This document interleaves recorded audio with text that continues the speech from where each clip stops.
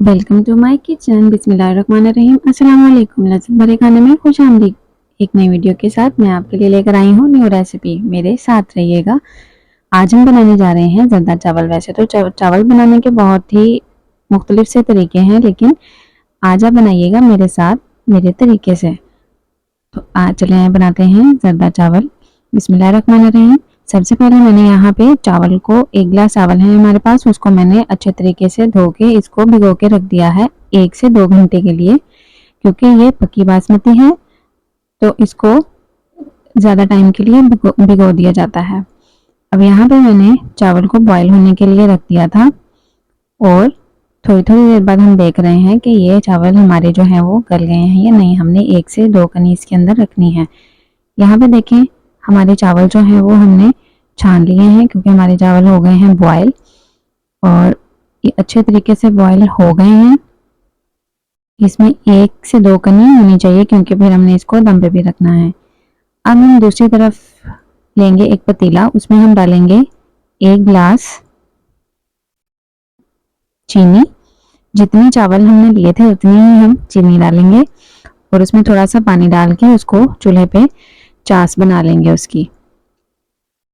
यहाँ पे देखिए मैंने हल्की आंच पे उसको रखा है और इसमें मुसलसल चम्मच हम हिलाते जाएंगे।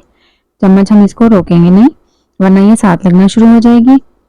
इसको हम साथ साथ चम्मच को हिलाते जाएंगे। और यहाँ पे ये देखें हमारी चीनी जो है वो घुल चुकी है, मिक्स हो गई है।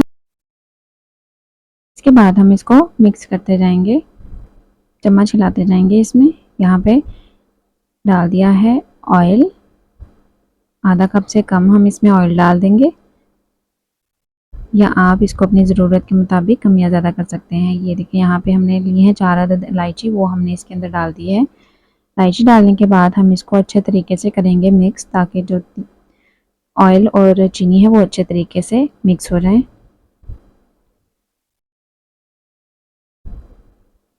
ऑयल अगर आपको कम लगे तो आप इसमें दोबारा से ज़रूरत के मुताबिक उसमें डाल सकते हैं।